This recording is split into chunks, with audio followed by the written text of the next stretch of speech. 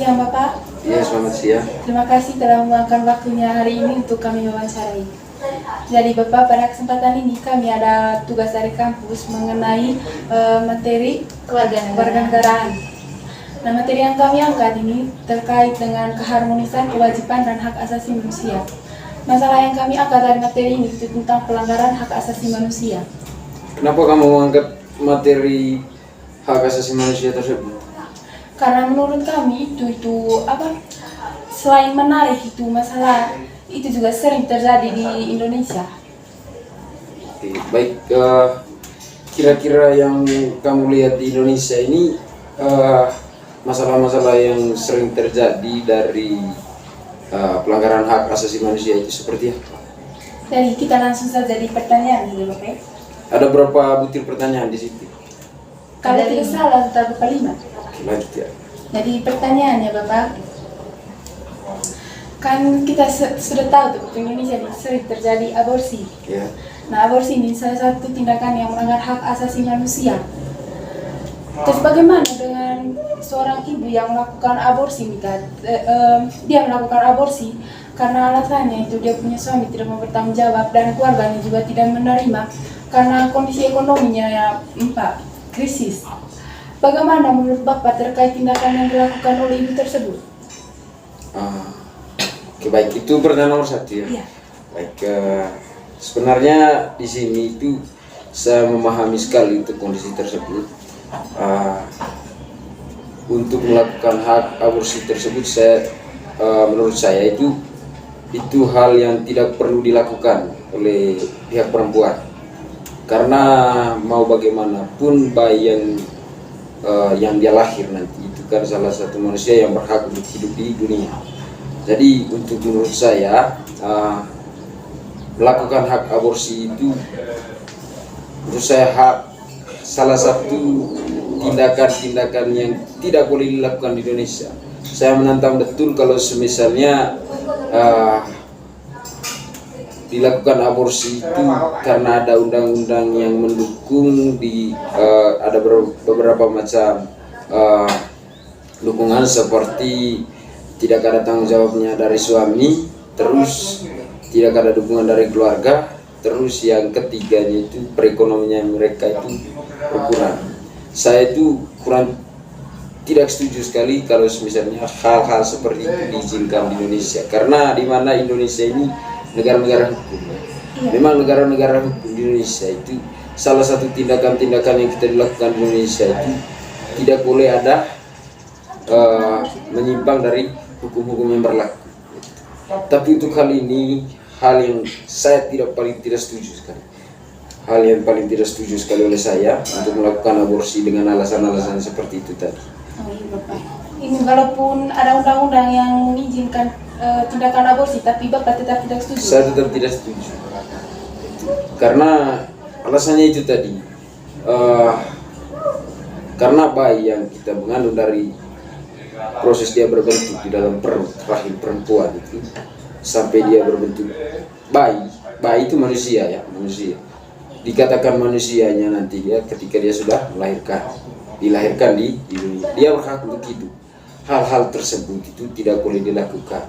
Nah, untuk mengantisipasi pihak perempuan yang mengalami hal itu, ya menurut saya kita memberikan motivasi terhadap dia, pihak perempuan memberikan motivasi agar mentalnya dia bisa terobati. Misalnya kalau kita seperti yang dialami saat ini di Indonesia itu pihak perempuan yang mengalami masalah-masalah seperti itu, yang sering kali mereka melakukan aborsi itu karena kurang adanya motivasi dari pihak luar. Mereka hanya menukar pikiran dengan pihak keluarga saja, tetapi mereka tidak tahu bahwa ada orang di luar keluarga mereka, ada yang mempedulikan terhadap mereka. Itu saja mungkin dari saya untuk pertanyaan nomor 1. Jadi di sini tadi ini keluarga sama dia punya suami juga ini tidak mempengaruhi dia untuk melakukan aborsi? Tidak. Terima kasih Bapak. Lanjut ke pertanyaan kedua. Oke. Baik. Lalu bagaimana pendidikan dapat berperan dalam mencegah pelanggaran hak asasi manusia? Oke, Untuk pertanyaan nomor 2 itu pendidikan memiliki peran penting dalam hak asasi manusia ya. Melanggar hak asasi manusia. Melanggar hak Asasi Asasi manusia. manusia.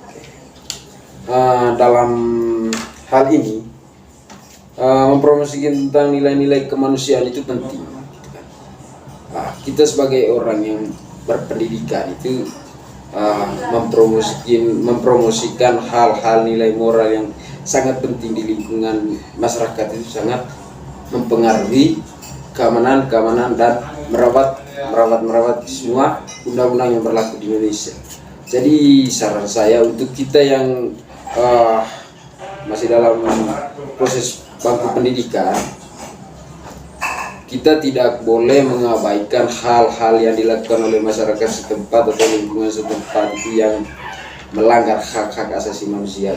Bisa juga kita, karena hak-hak asasi manusia itu hak kita untuk berbicara, hak kita untuk menyampaikan sesuatu. Ketika kita melihat seseorang melakukan hak yang di luar yang melanggar hak asasi manusia, kita bisa menantang agar bagaimana kita bisa merawat undang-undang yang berlaku di Indonesia. Pertanyaan yang ketiga, Bapak. Menurut Bapak, bagaimana aborsi ini mempengaruhi kehidupan masyarakat umum? Ini termasuk kontroversi moral ya. Perubahan dalam norma sosial dan dampak psikologis bagi individu yang terlibat. Terus hal ini juga dapat memicu perdebatan tentang hak reproduksi dan kesehatan reproduksi. Begitu. Jadi aborsi dapat memiliki dampak yang kompleks pada masyarakat secara umum. Itu mempengaruhi keamanan serta perlindungan terhadap butir-butir undang-undang yang kita berlakukan di Indonesia. Begitu. Kalau misalnya aborsi ini terus-menerus meningkat, karena di mana aborsi terjadi itu karena tingginya itu nilai tindakan seksual di Indonesia. Karena seperti yang kita lihat sekarang ini, tingkat seksual di Indonesia itu, khususnya di Indonesia itu semakin meningkat. Otomatis kalau misalnya kita tidak mengantisipasi hal-hal tindakan seksual ini untuk terus meningkat, otomatis aborsi nanti terus-menerus akan terjadi terus. Begitu. Jadi hal yang pertama kita perhatikan di sini itu harus kita memperhatikan pihak-pihak, misalnya kita dalam lingkungan itu ada sebuah sekolah, kita bangun sebuah sekolah ya, kita harus menjaga artinya jangan terlalu bebas karena di luar kebebasan itu nanti tingkat seksualnya kita itu semakin tinggi. Dan pertanyaan yang keempat nih, Bapak.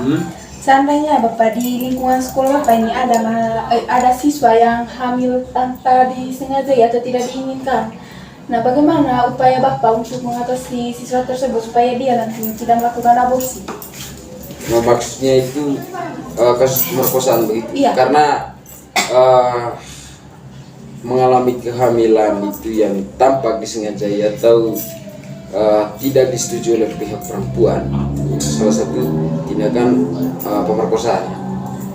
Baik, untuk itu penting untuk memberikan dukungan komprehensif ya, karena di mana dukungan komprehensif terhadap perempuan tersebut, maksudnya ya seperti pada pertanyaan nomor 1 tadi itu, tidak lari jauh kita memberikan motivasi terhadap perempuan yang bersangkutan. Artinya begini, karena terjadinya pemerkosaan tersebut otomatis ada sebuah kejadian-kejadian tertentu itu tidak disetujui oleh pihak perempuan tersebut kan. Jadi hal itu kita harus mengkonversikan terhadap perempuan tersebut yang melibatkan kejadian itu.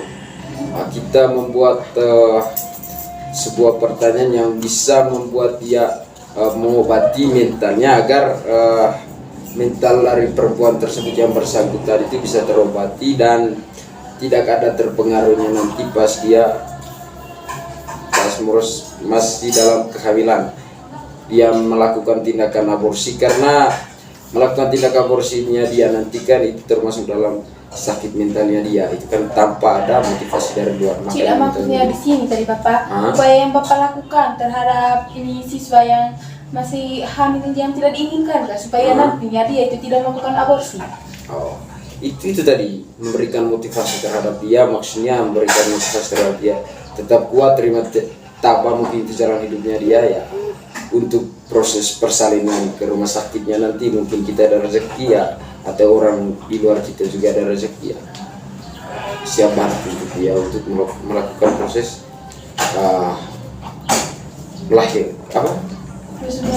proses melahirkan atau persalinan. Terus Bapak tidak ada niat untuk menyampaikan kepada pihak keluarganya nanti agar begini nanti kan dia punya keluarga juga terima dengan kondisi ini perempuan dalam hamil yang tidak diinginkan.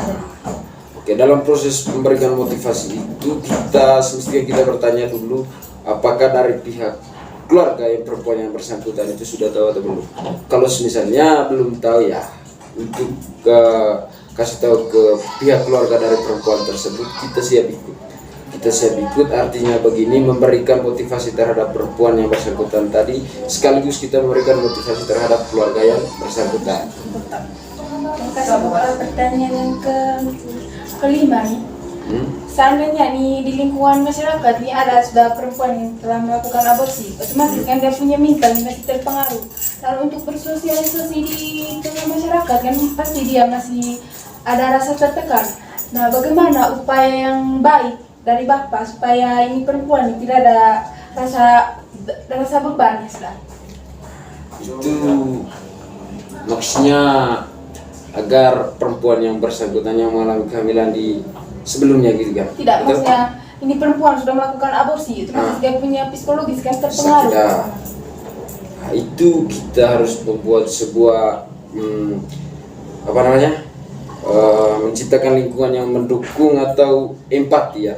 Empati maksudnya kita tidak boleh menghindar dari dia, kita buat sebuah lingkungan itu tidak boleh menjauh dari dia.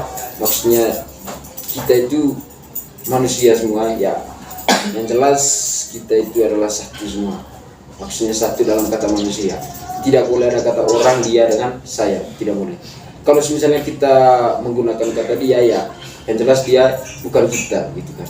Artinya kita itu mungkin pada hari kemarin masalah yang dihadapi itu ada pada kehidupannya dia, tidak tahu besok gitu. Artinya kita tidak boleh memandang dia hal-hal yang menjelekkan nama kehidupannya dia untuk kehidupan kedepannya, di masa depannya. Artinya kita itu sebuah pelajaran untuk kita juga, pelajaran untuk kita. Jadi kita tidak boleh ada alasan untuk menjauh dari dia. Terima kasih Bapak. Oke, baik. Atau masih ada tambahan atau? Iya, ini Bapak, maksudnya kan ini sudah terkait dengan pertanyaan dan Bapak sudah paham dengan masalah yang kami sampaikan tadi. Iya. Apa solusi yang Bapak lakukan untuk mencegah supaya Indonesia tingkat untuk melakukan aborsi ini mengurang?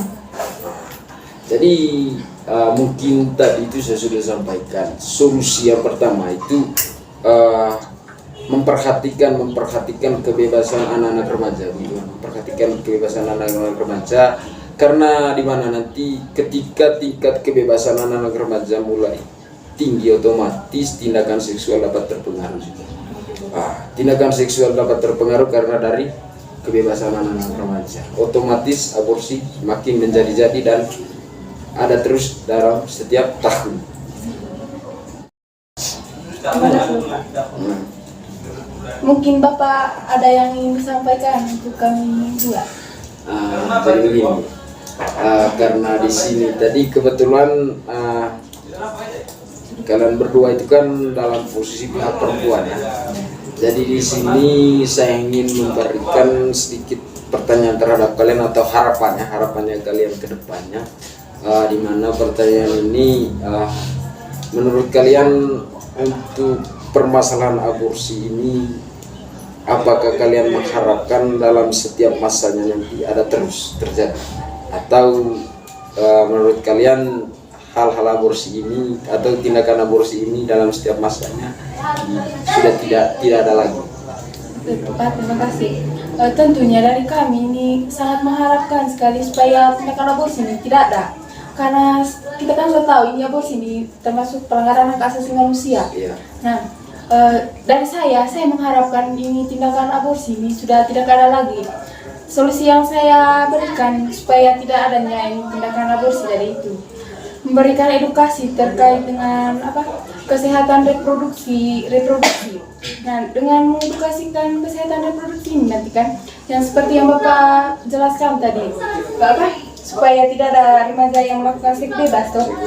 Nah, dengan mengedukasikan kesehatan reproduksi kan, otomatis tidak adanya kehamilan yang tidak diinginkan. Nah, itu salah satu solusi yang saya sampaikan supaya ini aborsi tidak ada atau tidak meningkat.